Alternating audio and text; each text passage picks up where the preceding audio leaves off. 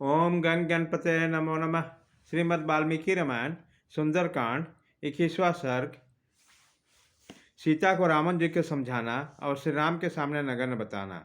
उस भयंकर राक्षस की यह बात सुनकर सीता को बड़ी पीड़ा हुई। उन्होंने दीन बानी में बड़े दुख के साथ धीरे धीरे उत्तर देना आरंभ किया। उस समय सुंदर अंगों वाले पतिव्रती देवी तपस्विनी सीता दुख से आतुर होकर रोती हुई कांप रही थी और अपने पतिदेव की चिंतन कर रही थी। पवित्र मुस्कान वाले विद्या नंदिनी ने तिनके की ओट करके रावण को इस प्रकार उत्तर दिया।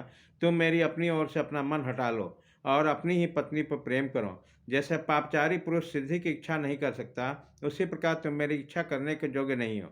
जो पतिव्रता के लिए निंदित है, वह न करने के योग्य कार्य में कदापि नहीं कर सकती, क्योंकि एक महान कुल में उत्पन्न हुई हूँ और विवाह करके एक पवित्र कुल में आई हूँ। रावण से ऐसा कहकर यशस्विनी विजय कुमारी ने उसकी ओर अपने पीठ फेर ली और इस प्रकार कहा, रावण, मैं सती और पराई स्त्री हूँ, तुम्हारी भार्या बनने योग्य नहीं हूँ। निश्चय तुम श्रेष्ठ धर्म का दृष्टिपात करो और सत्पुरुष के व्रत को अच्छी तरह पालन करो। जैसे तुम पर स्थित तुम्हारी स्त्रियां तुम्हें संरक्षण पाती है, उसी प्रकार दूसरे स्त्रियों को भी तुम्हें रक्षा करनी चाहिए। तुम अपने को आदर्श बनाकर ही अपनी स्त्रियों में अनुरक्त करो। जो अपनी स्त्रियों से संतुष्ट नहीं रहता तथा जिसकी बुद्धि धिक्कार देने योग्य है, उस चपल इंद्रियों वाले चंचल पुरुषों को प्राय स्त्रियां प्रभाव को पहुंचा देती है, उसे फजीहत में डाल देती है। क्या यह सत्पुरुष नहीं रहते हैं? अथवा रहने पर भी तुम उनका अनुसरण नहीं करते हो, जिससे तुम्हारी बुद्धि ऐसे विपरीत एवं सदाचार शून्य हो गई है। अथवा बुद्धिमान पुरुष जो तुम्हारे हित की बात करते हैं, उसे निसार मानकर तुम राक्षसों के विनाश पर तुले रहने के कारण तुम ग्रहण नहीं करते हो। जिसका मन अपवित्र और सदुपदेश को नहीं ग्रहण करने वाला है, ऐसे अन्यायी राजा के हाथ में पड़कर बड़े बड़े समृद्धशाली राज्य और नगर नष्ट हो जाते हैं। इसी प्रकार ये रत्न राशि से पूर्ण लंकापुरी तुम्हारे हाथ में जाने से अब अकेले ही तुम्हारे अपराध से बहुत जल्द नष्ट हो जाएगा। रावण, जब कोई दूरदर्शी पापचारी अपने कुकर्मों से मारा जाता है, उसी समय उसका विनाश होने पर समस्त प्राणियों को प्रसन्नता होती है। इस प्रकार तुमने जिन लोगों का कष्ट पहुंचाया है, वे लोग तुम्हें पापी कहेंगे और बड़ा अच्छा हुआ जो शीर्ष अतिताई को यह कष्ट प्राप्त हुआ, ऐसा कहकर हर्ष मनाएंगे। जैसे प्रभा सूर्य से अलग नहीं होती, उसी प्रकार मैं श्री रघुनाथ जी से अभिन्न हूँ। ऐश्वर्य या धन के द्वारा तुम मुझे लुभा नहीं सकते। जगदीश्वर श्री रामचंद्र जी के सम्मानित भुजा पर सिर रखकर मैं अब किसी दूसरे बाह का तकिया कैसे लगा सकती हूँ? जिस प्रकार वेद विद्या आत्मज्ञानी स्नातक ब्राह्मण की संपत्ति होती है, उसी प्रकार मैं केवल उस पृथ्वी पति रघुनाथ जी के भार्या होने का योग्य हूँ। रावण, तुम्हारे लिए यही अच्छा होगा। जिस प्रकार वन की में समागम की वासना से युक्त हथनी को कोई गजराज से मिला दे, उसी प्रकार तुम मुझे दुखदायी से रघुनाथ जी से मिला दो। यदि तुम्हें नगर की रिक्शा और दारुण बंधन से बचने की इच्छा हो, तो पुरुषोत्तम भगवान श्री राम को अपना मित्र बना लेना चाहिए, क्योंकि वही इसके योग्य हैं। भगवान श्री राम समस्त धर्मों के ज्ञाता और सुप्रसिद्ध शरणागत वत्सल हैं। यदि तुम जीवित रहना चाहते हो, तो उसके साथ तुम्हारी मित्रता ही होनी चाहिए। तुम शरणागत श्री राम की शरण लेकर उन्हें प्रसन्न करो और शुद्ध हृदय देख होकर मुझे उनके पास लौटा दो।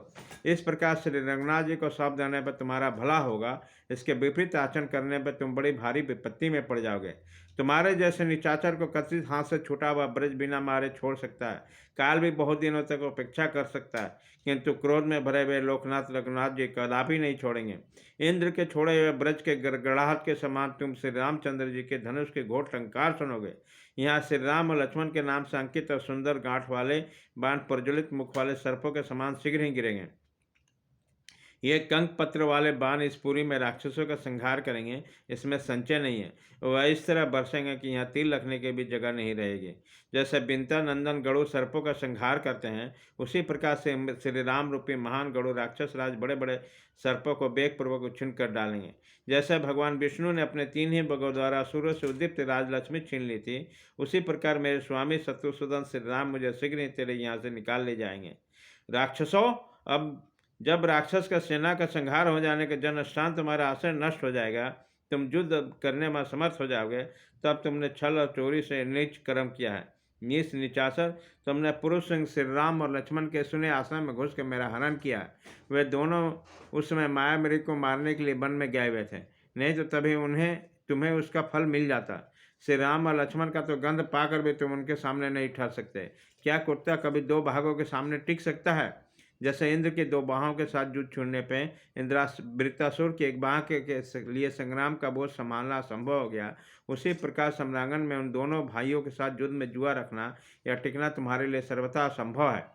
वे मेरे प्राणनाथ श्री राम, सुमित्रा कुमार लक्ष्मण के साथ आकर अपने बाणों द्वारा शीघ्र तुम्हारा प्राण हर लेंगे। ठीक उसी तरह जैसा सूर्य थोड़े से जल को अपनी किरणों द्वारा शीघ्र सुखा लेंगे।